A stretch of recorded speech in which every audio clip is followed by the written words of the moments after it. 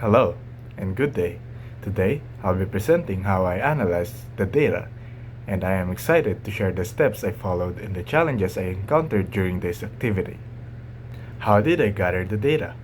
I didn't collect the data myself. Instead, I found a study online by William Young titled A Study to Determine the Correlation Between Extra Study Time After School and Students' Grades. For this study, I used data with a sample size of 83, and this is the data. To analyze the data, I used Microsoft Excel to perform the calculations. I conducted a regression analysis to obtain the necessary results and also used it to calculate the Pearson correlation coefficient data based on this.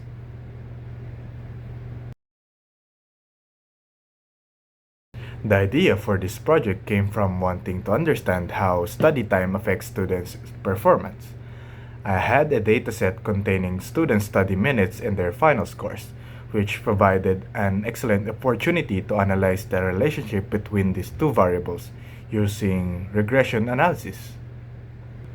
Our professor required us to use Excel for the calculations, so I plan to utilize its built-in functions for regression analysis. I was the only one responsible for performing all the calculations, although I handled the technical part alone. I did receive some valuable help from the recorded lectures provided by our professor. These lectures guided me through the setup and execution of the analysis. The main challenge I faced was encoding all the 83 samples into Excel.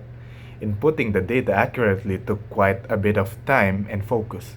However, once the data was entered, Excel made the analysis itself relatively straightforward, using its functions to run the regression tests.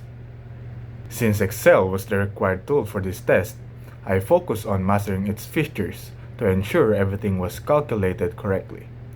Despite the large dataset, everything else went smoothly, and the support from the recorded lectures made the overall process more manageable.